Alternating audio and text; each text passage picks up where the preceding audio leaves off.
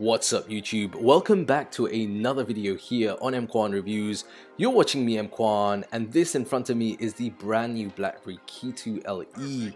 It's based off the successful KEY2. There are some differences and I'm going to talk about those in this video.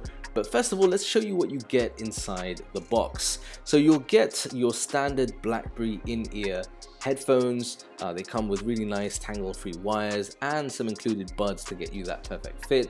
You also get a USB-C sync charge cable and a power brick. Now you'll be glad to know that this does support quick charge, so it means you get around about 50% charge in around about half an hour. It sports a 3000 milliamp hour battery, and I found with my day-to-day use that I was getting way over a day's worth of use. But bear in mind, this is definitely suited more for productivity and minor social media as opposed to more sort of games and intensive, and I'll talk about that in a moment. So let's talk about the differences. Well, the first thing you'll notice is from a design perspective, it looks very similar to the KEY2, but the build quality is different. This is made up of a polycarbonate band in the middle as opposed to the metallic band on the KEY2, and you also have a grippier back. Both of those two things make this device actually quite light in the hand, which in some ways is an advantage over the KEY2.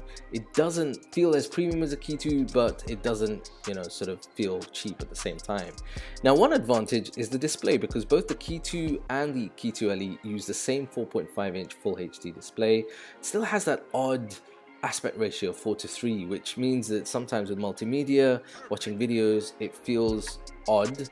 But this smartphone is probably the only smartphone that has the keyboard, an advantage if you are still a fan of the physical keyboard. So the KEY2 LE doesn't have the capacitive keyboard, which means you can use the keyboard to basically scroll up and down, but it still has that really cool feature of having the spacebar as a fingerprint scanner, which I think is really, really cool. So under the hood, it's powered by Qualcomm's Snapdragon 636 chipset and 4GB of RAM, and it comes in two variations, either the 32GB or 64GB for storage. And out of the box, you're running Android 8.1 Oreo. I love the fact that it has a relatively stock-like Android experience. There's also enhancements to security like DTEC and Locker. It does well generally. I found for the 2 weeks that I had it that games and really media intensive apps was where you noticed the lag, but for day-to-day when it comes to productivity and general use, it performed perfectly fine.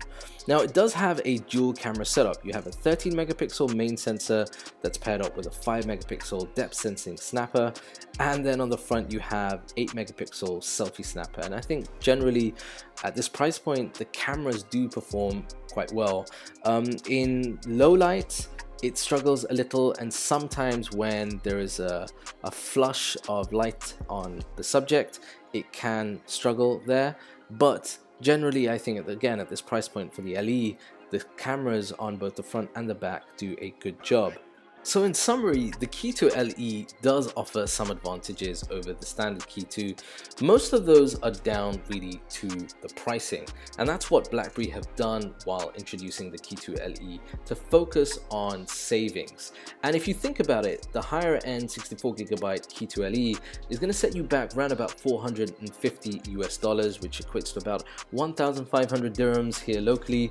If you compare that with the KEY2, that starts at around $649 US. So there is a saving to be had. I think for the price point, the KEY2 LE is a great smartphone if you're looking for those key points: productivity focus, security, and that physical keyboard. But I'd love to know what you think, so do leave your comments down below. And if you're new around here, be sure to smash that like button and hit subscribe to see more videos like this when they go live. I'll see you soon here on the channel. Until then, I'm EMKWAN. This has been the BlackBerry KEY2 LE. I'll see you soon.